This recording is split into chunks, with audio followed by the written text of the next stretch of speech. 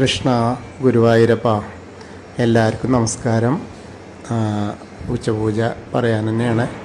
പിന്നെ സർജറി രാവിലെ കഴിഞ്ഞു, രാത്രി കഴിഞ്ഞു, രാവിലെ റൂമിലേക്ക് വന്നു. സർജറി വിജയകരമായിരുന്നു, കുഴപ്പമില്ല. ഇപ്പോൾ സംസാരിക്കാൻ കുറച്ചൊക്കെ ആയി. അപ്പോൾ എനിക്ക് ഉച്ചപൂജ കഴിഞ്ഞിട്ട് അപ്പോൾ ഇന്നിപ്പോൾ ഏതായാലും അവർ അവിടെ അറിഞ്ഞപ്പോൾ തിരുമേനിമാരൻ എന്നിപ്പോൾ മേൽശാന്തി എന്നെ വിളിച്ച് പറഞ്ഞു ഇന്നത്തെ ഉച്ചപൂജ. അപ്പോൾ എന്തായാലും എനിക്കിന്ന് ഗുരുവായൂരപ്പൻ തന്നെ എന്നെ വിളിച്ച് പറഞ്ഞില്ലേ, ഇത് പറയൂ എന്ന് പറഞ്ഞല്ലോ. അപ്പോൾ ആ ഒരു ഇതിൽ അതിൻ്റെ സന്തോഷം കൂടിയാണ്. എൻ്റെ അസുഖത്തിൽ നിങ്ങളുടെ ഗുരുവായൂരപ്പൻ, അതായത് എൻ്റെ ഗുരുവായൂരപ്പൻ എൻ്റെ കൂടെ ഉണ്ടായി എന്നുള്ളത് എനിക്ക് ഏറ്റവും സന്തോഷമാണ്. നിങ്ങളെല്ലാവരെയും പ്രാർത്ഥനയും കൂടിയാണ്. അപ്പോൾ അതൊരു മനസ്സ് തട്ടിയ അനുഭവമായി. അപ്പോൾ ഞാൻ എന്തായാലും ഞാൻ അവിടെ വന്നില്ലെങ്കിൽ കൂടി നമ്മളൊപ്പം ആ കണ്ട കാഴ്ചയിലേക്ക് പോവുകയാണ്. അപ്പോൾ എല്ലാവരും ഗുരുവായൂരപ്പൻ്റെ ഉച്ചപൂജ കഴിഞ്ഞു, കളഭാലങ്കാരം കഴിഞ്ഞു, നട തുറന്നു. നമ്മൾ മഞ്ജുളാലിനെ വന്ന് പ്രദർശനം ചെയ്തു. അത് കഴിഞ്ഞ് അത്തിമര ഗണപതി ക്ഷേത്രത്തിലെത്തി, ഗോപുരവാതിൽ കടന്നു. അങ്ങനെ വന്ന് കൊടിമരം കണ്ടു, ബലിക്കല്ലും കേശവൻ്റെ കൊമ്പുകളും മഹാലക്ഷ്മി ദേവീനൊക്കെ കണ്ടു. അതുപോലെ തന്നെ ഇടതേ സൈഡിലുള്ള മേൽപ്പത്തൂരിൻ്റെ പീഠവും കെടാവിളക്കും കണ്ടു. അതേപോലെ വലിയ തൂണും നോക്കി തൊഴുത് നമ്മൾ ഭഗവാന്റെ ശ്രീലകത്തേക്ക് നോക്കുകയാണ്.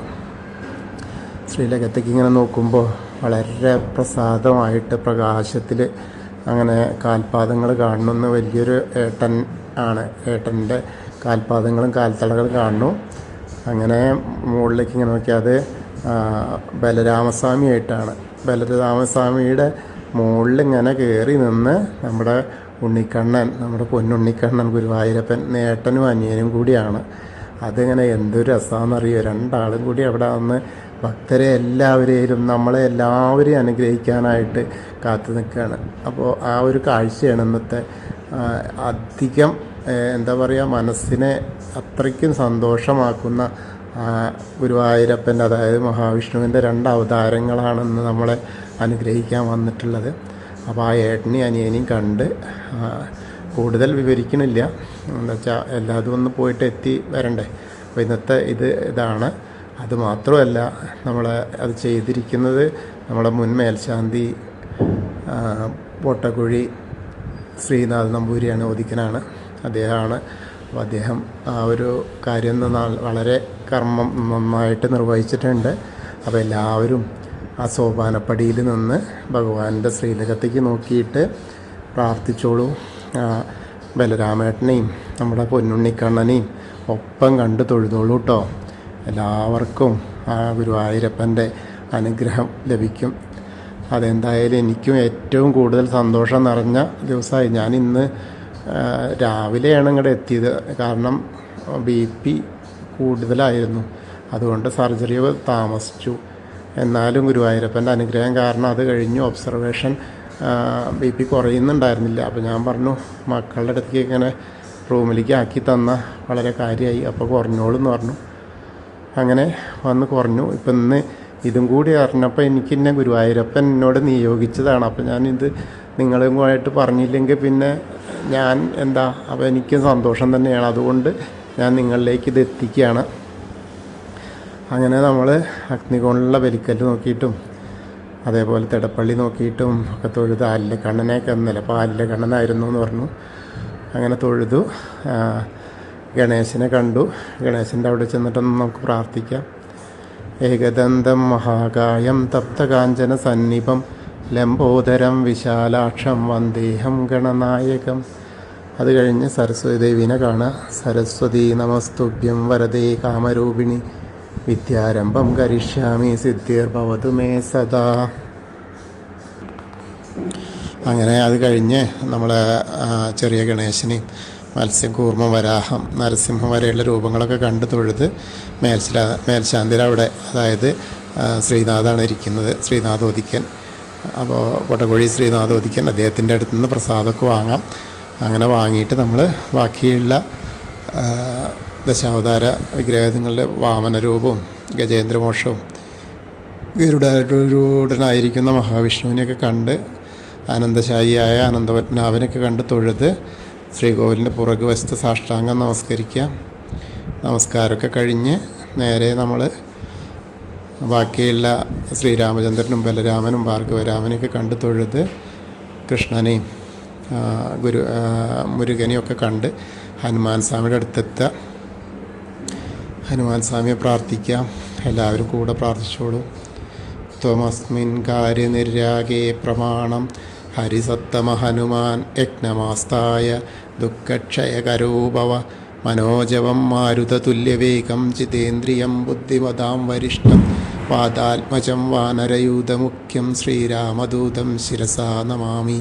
ബുദ്ധിർബലം യശോധൈര്യം നിർഭയത്വം അരോഗത അചാഢ്യം വാക്പടുത്തം ഹനുമസ്മരണാത് ഭവേത്. ഓം നമോ ഭഗവതേ ആഞ്ജനേയായ മഹാബലായ സ്വാഹ. അങ്ങനെ അവിടെ കണ്ടു തൊഴുത് രാധാകൃഷ്ണ വിഗ്രഹവും കാളിയമർദ്ദന രൂപവും എണ്ണക്കണ്ണിനെയൊക്കെ കണ്ട് തൊഴുത് ഓവിൻ്റെ അവിടെ വന്ന് പ്രാർത്ഥിക്കാം. അതിനുശേഷം നമ്മൾ മണിക്കിണറും താമരക്കണ്ണനെ കൽപ്പഘോഷത്തിൻ്റെ ചുവട്ടിലിരിക്കുന്ന താമരക്കണ്ണനെയും മണിക്കിണർ നിർത്താറയൊക്കെ കണ്ട് തൊഴുത് കൊടിമരം നോക്കി തൊഴുത് പിന്നീട് നമ്മൾ കുറൂരമ്മയും നാരദരെയും മേൽപ്പത്തൂരിനെയും വസുദേവരെയൊക്കെ കണ്ട് തൊഴുത് ഇങ്ങനെ വടക്കേ നടയിൽ കൂടെ വന്ന് വടക്കേ നടയിൽ നിന്ന് പ്രസാദ കൗണ്ടറിൻ്റെ അവിടുന്ന് ചന്ദനവും തീർത്തൊക്കെ വാങ്ങാം. അത് കഴിഞ്ഞ് നമ്മൾ അമ്മയെ കാണാനായിട്ട് പോവാം. ഇടത്തരികത്ത് കാവിലെ അമ്മയെ കാണാം. അമ്മയെ കണ്ട് തൊഴാം. എല്ലാവരും പ്രാർത്ഥിച്ചോളൂ. അമ്മയെ എനിക്ക് എന്താ വെച്ചാൽ അതും ഒരു അനുഭവം തന്നെ നമുക്ക് അനുഭവത്തിൽ തന്നെ കിട്ടി. അതായത് ഞാൻ സർജറിക്ക് കയറുന്നതിൻ്റെ മുന്നേ തന്നെ അമ്മയുടെ പൂക്കളാണ് എനിക്ക് കണ്ടത്. അതും അപ്പം തന്നെ എനിക്ക് വളരെ സന്തോഷമായി. തെച്ചിപ്പൂവും ഒക്കെ ആയിട്ടുള്ള ആ രൂപമാണ് കണ്ണിൽ വന്നത്. അപ്പോൾ അതൊരു വലിയ കാര്യം തന്നെയാണ്. ഭഗവാന്റെ അമ്മയുടെയൊക്കെ കൂടെ, അതായത് എന്നെ അവർ കൂടെ കൂട്ടി എന്നുള്ളതാണ്. അതുപോലെ തന്നെ എൻ്റെ കൂടെ എന്നെ കേൾക്കുന്ന എല്ലാവർക്കും ഗുരുവായൂരപ്പൻ്റെ അനുഗ്രഹം കിട്ടുന്ന ഉറപ്പ് തന്നെയാണ്. കാരണം എന്താ വെച്ചാൽ അത് നമുക്ക് പറയപ്പെട്ടു. ഇനി എന്തെന്നെ ആയാലും വേണ്ടില്ല, എന്നെ കൊണ്ട് കഴിയുന്ന ഇടം വരെ ഞാനിത് ചെയ്യും, എങ്ങനെയായാലും നിങ്ങളിലേക്ക് ഇത് എത്തിക്കാൻ ഞാൻ ശ്രമിക്കും എന്നുള്ളതാണ്. പിന്നെ നമ്മളങ്ങനെ അമ്മയെ പ്രാർത്ഥിക്കാം. സർവമംഗളമാംഗല്യേ ശിവേ സർവാർത്ഥ സാധികേ ശരണ്യേ ത്രയംബകേ ഗൗരി നാരായണി നമസ്തുതേ. അത് കഴിഞ്ഞ് കോർണറിലെത്തിയാൽ മമ്മിയൂരപ്പനെ വിളിച്ച് പ്രാർത്ഥിക്കുക. നമശിവായ നമശിവായ നമശിവായ എന്നുള്ള പഞ്ചാക്ഷരി മന്ത്രം ജപിച്ച് മമ്മിയൂരപ്പനെ പ്രാർത്ഥിക്കുക. അപ്പോൾ മഹാദേവനെ നമുക്ക് കൂടെ ഉണ്ടാവും. ഇപ്പോൾ കൂടെ ഉണ്ട് എന്തായാലും, അതൊക്കെ തെളിവ് തന്നെയാണ്. പിന്നെ നമ്മൾ കൊടിമരത്തിൻ്റെ അവിടെ ഒന്ന് പ്രാർത്ഥിക്കുക. ഭഗവാന്റെ ആ ബലരാമസ്വാമിനെ അവിടെ പുറത്തേറിയിട്ട് നിൽക്കുന്ന ഉണ്ണിക്കണ്ണനെ, ഉറിയുന്ന വെണ്ണെടുക്കാൻ ഇരിക്കുന്ന ആ ഉണ്ണിക്കണ്ണനെയൊക്കെ അങ്ങനെ മനസ്സുകൊണ്ട് കണ്ട് എല്ലാവരും കൊടിമരത്തിൻ്റെ അവിടെ നമസ്കരിക്കുക. കൂത്തമ്പലത്തിൽ വന്ന് നമസ്കരിക്കുക. അതേപോലെ നമ്മുടെ അയ്യപ്പസ്വാമിയുടെ അടുത്ത് വന്ന് അയ്യപ്പസ്വാമിയെ പ്രാർത്ഥിക്കുക. എല്ലാവരും കൂടെ പ്രാർത്ഥിക്കും. ഭൂതനാഥ സദാനന്ദ സർവഭൂതദയാപര രക്ഷ രക്ഷ മഹാബാഹോ ശാസ്തേ സ്തുഭ്യം നമോ നമ. അത് കഴിഞ്ഞ് നമ്മളവിടുന്ന് വന്ന് പടിഞ്ഞാറ് നടയിൽ വന്ന് ആ ദീപസ്തംഭത്തിലെ വേണുഗോപാലിനെയും കൊടിമരത്തിൻ്റെ മുകളിലുള്ള ഗരുഡധ്വജനെയൊക്കെ കണ്ട് തൊഴുത് അങ്ങനെ പടിഞ്ഞാറ് നടയിൽ കൂടെ പുറത്ത് വന്ന് രുദ്രതീർത്ഥ കുളത്തെ പ്രദക്ഷിണം ചെയ്യുക. അപ്പോൾ നടുക്കുള്ള കാളിയമർദ്ദന രൂപിയെ കണ്ട് തൊഴാം. എന്നിട്ട് പൂന്താനം തിരുമേനി പൂജിച്ചിരുന്ന വിഗ്രഹമുള്ള നാരായണാലയത്തിൽ വന്ന് അവിടെയും പ്രാർത്ഥിച്ച് പിന്നീട് നമ്മൾ നേരെ ഭഗവതി നടയിൽ വന്ന് പ്രാർത്ഥിക്കാം. അതിനുശേഷം നമ്മൾ വലിയ ദീപസ്തംഭത്തിൻ്റെ അവിടെ വന്നിട്ട് ഒരിക്കൽ കൂടി ഭഗവാന്റെ ശ്രീലകത്തേക്ക് നോക്കി തൊഴാം. പിന്നീട് നമ്മൾ തെക്കേ നടയിൽ വന്ന് കൂവളത്തെ ഒന്ന് പ്രദക്ഷിണം ചെയ്യാം.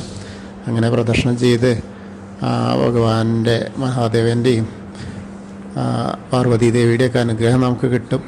അപ്പോൾ എന്തായാലും നമ്മളിന്ന് ഗുരുവായൂരപ്പൻ്റെ ഉച്ചപൂജ മനസ്സുകൊണ്ട് കണ്ട് സംതൃപ്തിയായി. എല്ലാവർക്കും ആ ഗുരുവായൂരപ്പൻ്റെ അനുഗ്രഹം ലഭിക്കും. കൃഷ്ണായ വാസുദേവായ ഹരയേ പരമാത്മനെ പ്രണതക്ലേശനാശായ ഗോവിന്ദായ നമോ നമഃ. ഹരേ കൃഷ്ണ. ഗുരുവായൂരപ്പാ ശരണം. എല്ലാവർക്കും നല്ലത് മാത്രം വരട്ടെ കേട്ടോ. എല്ലാവരെയും പ്രാർത്ഥനകൾക്ക് വളരെയധികം നന്ദി, സന്തോഷം. എൻ്റെ കൂടെ ആരൊക്കെയുള്ള മാതിരി എനിക്ക് തോന്നുന്നു. എല്ലാവർക്കും നല്ലത് മാത്രം ഗുരുവായൂരപ്പൻ തരട്ടെ. ഹരേ കൃഷ്ണ.